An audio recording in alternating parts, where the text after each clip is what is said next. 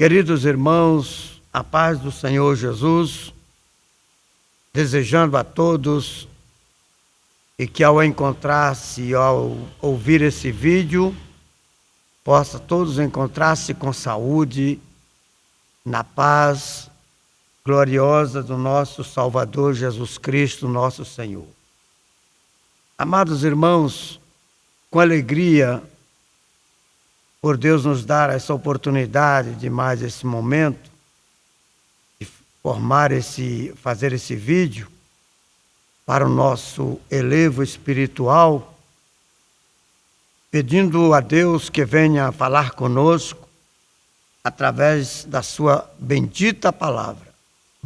E com alegria nós queremos convidar a todos que estiverem ao alcance desse vídeo, para que você faça a leitura no primeiro livro de Reis, capítulo 19, no versículo 8 e 9.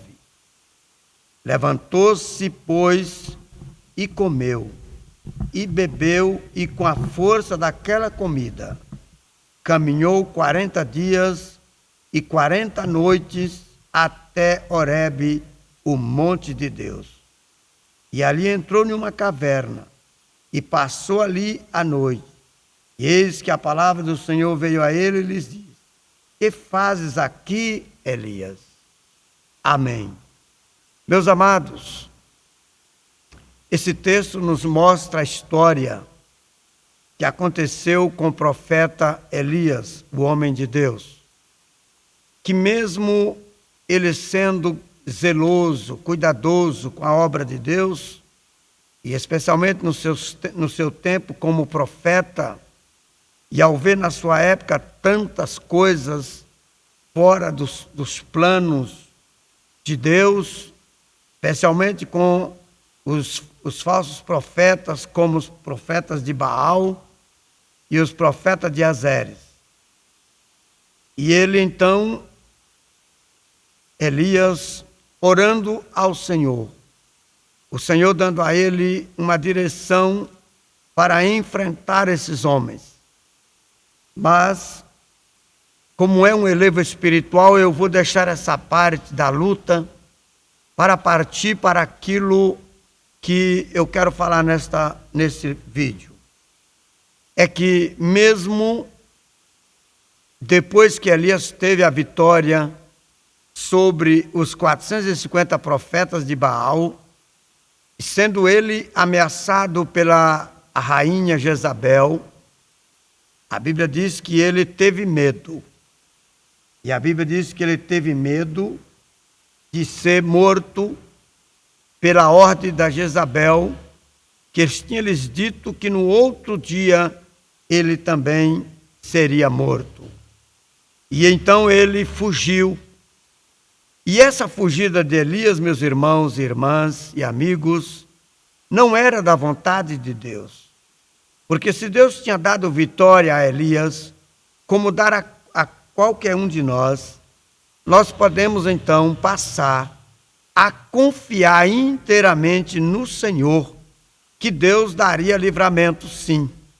Mas como nós, como seres humanos, como também Elias era, e inclusive Tiago diz que ele era um homem sujeito às mesmas paixões como nós, acontece que nós como homem também sentimos fortes emoções e no sentido emocional, muitas vezes ficamos abalados e com medo, muitas vezes fugimos até da presença de Deus. Foi o caso de Elias. Quando Elias teve medo, ele fugiu. Olha o verso de número 4, diz: e ele se foi ao deserto caminho de um dia, e veio e se assentou debaixo de um zimbro, e pediu em seu ânimo a morte, e disse: já basta, ó Senhor, toma agora a minha vida, pois não sou melhor do que meus pais. Amados, essa viagem não foi da vontade de Deus. Muitas vezes nós saímos fora da direção, como qualquer ser humano. Ao não pedir a orientação de Deus, muitas vezes tomamos decisões errôneas, as quais Deus não está autorizando. Mas acontece que o que eu quero falar nesse vídeo, em pouco tempo, é o cuidado de Deus conosco, comigo, com você, com nós, com todos nós, que mesmo fora da direção de Deus, como Elias fez, como eu talvez faça, ou qualquer um de nós, mesmo assim, Deus aqui nesse texto prova o seu cuidado para conosco. E nesta palavra de renovo, eu quero te trazer uma palavra da parte de Deus, que muitas vezes até mesmo você ou eu, fora da vontade de Deus, mas Deus com seu cuidado, cuidado de um pai, cuidado de um Deus, cuidado de um Salvador amoroso, que é Ele cuida de Elias, mesmo não aprovando os atos de Elias nessa viagem. Veja bem, no versículo 5 diz: e deitou-se e dormiu debaixo de um zimbro. E eis que então um anjo tocou e lhes disse: levanta-te e come. Elias estava exausto, cansado, ele tinha caminhado o dia inteiro com fome, com sede e com medo, e deitou-se debaixo de uma árvore ou de um zimbro, como é chamado, e pediu a Deus no seu ânimo a morte. Quantas vezes, diante das adversidades e problemas, angústias que as pessoas passam, as famílias, muitas vezes queremos pedir a Deus, como Elias orou pedindo a morte. Isso não é a vontade de Deus, nós pedir a morte. Deus já sabe o dia em que Ele vai nos chamar, então para que pedir? Não há necessidade, a angústia nos leva a isso. Mas quando nós olhamos para o cuidado do Senhor, nós olhamos e vemos que não há necessidade de pedir a morte e nem perder o ânimo, porque Deus está conosco e cuida de nós.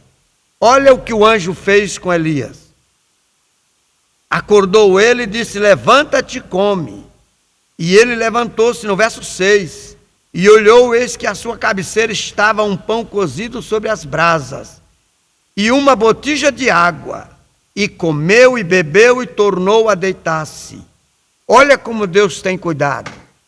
Naquele deserto, no deserto de Judá, debaixo daquela árvore, sem água, sem comida, exausto e cansado, e desanimado, Elias recebe de Deus, através do anjo, comida, pão cozido, que é muito bom, e uma botija de água para ele beber. No versículo 7, ele, depois que comeu e bebeu, tornou a deitar-se, isso por causa da ansiedade, do cansaço que ele estava passando.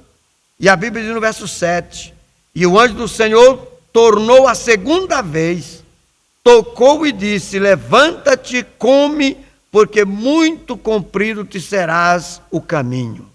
Meus amados irmãos e amigos, muitas vezes nós ficamos como Elias, pensando que chegou o nosso fim, que chegou o nosso momento.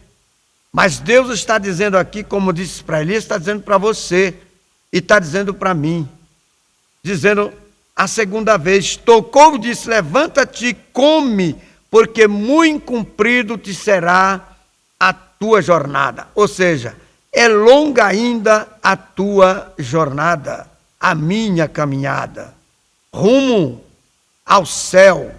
E nessa batalha, fisicamente batalhando, nós venceremos pelo Senhor, porque o Senhor é o Deus que cuida de nós.